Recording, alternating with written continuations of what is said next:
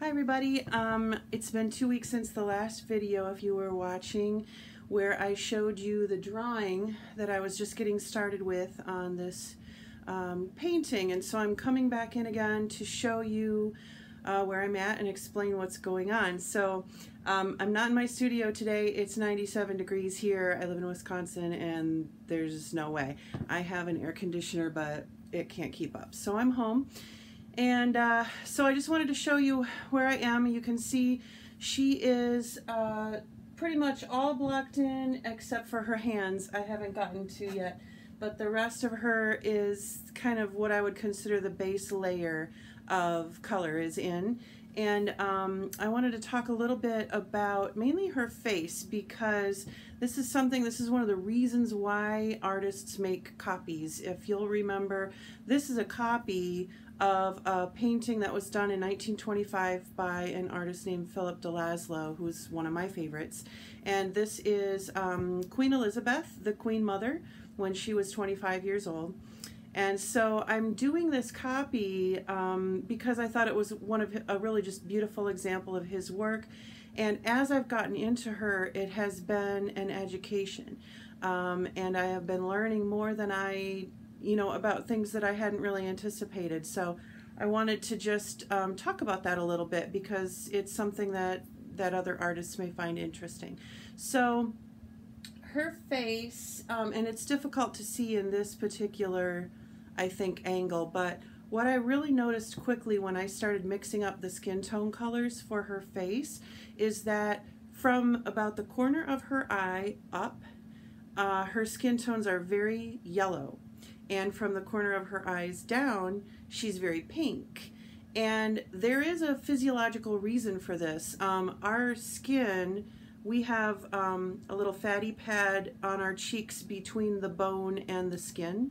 And there are a lot of blood vessels in there and that are close to the surface. That's why our cheeks are pink. That's why we add pink to our cheeks, right? And our foreheads, there's kind of bone and then there's the skin. There's not much in between and not as many blood vessels, and so you don't see the redness coming through on your forehead like you do on your cheeks. It's another reason if you look at your hands, your fingertips, see how red they are? And if you lay your fingertips, I'm going to do this, hard to do, here, look at your fingertips next to like this part of your arm and look at the vast color difference between them, and that's because of the way our muscles and our blood vessels are working underneath the surface. It's one of the things that artists have to learn about and know about to be able to do things realistically when we paint people. So she, when I saw that he had done that, I understood it, because I knew the way that people are built, but it's not something I've ever paid enough attention to. So that was the first thing.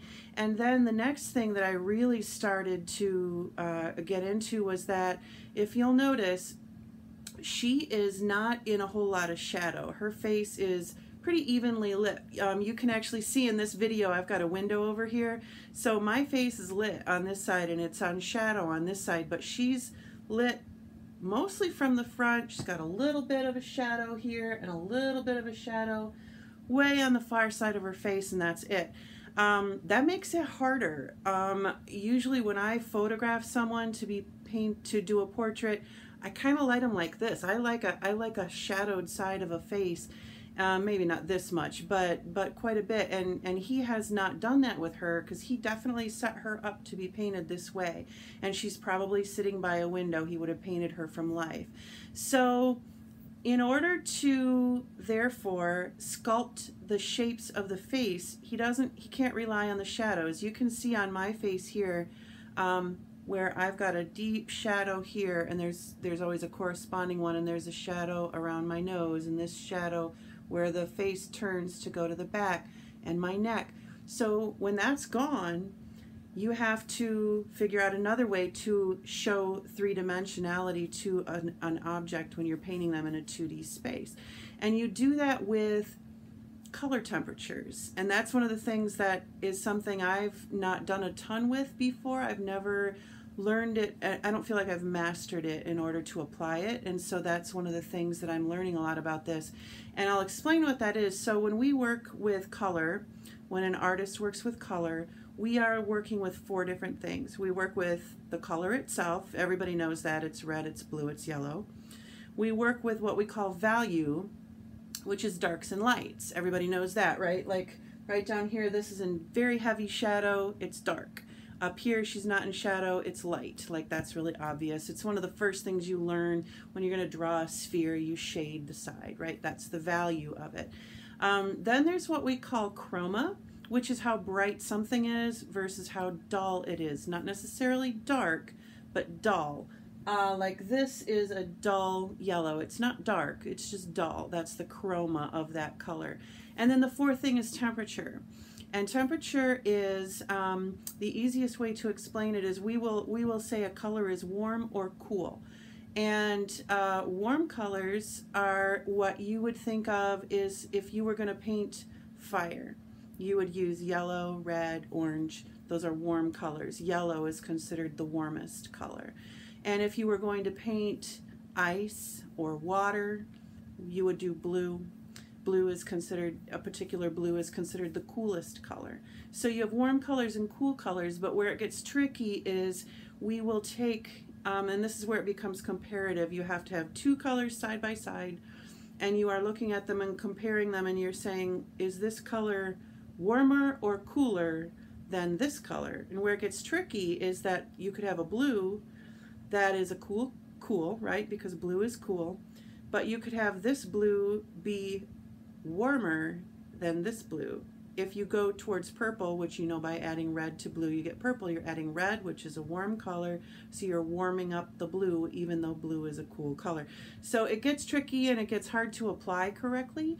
But when it's done right, like she has been, because she's been done by a master, not me, it works to sculpt things, because as a curve happens or as a turn happens, the temperature will change, and you can, if you know how that works and if you understand how to apply it, you can show something curving or turning or going into the background by changing the temperature when the value, dark and light, has not really changed. So that's, I think, what I would say is what I'm learning the most so far from doing this copy.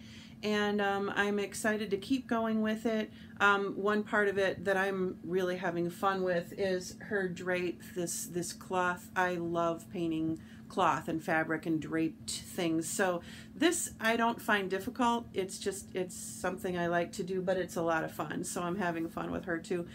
Just on that drape, I spent most of Friday just working on the cloth, so that's been fun. So I'm going to keep working on her. I'll keep stopping in and showing you pieces and talking about what I'm learning as I go along.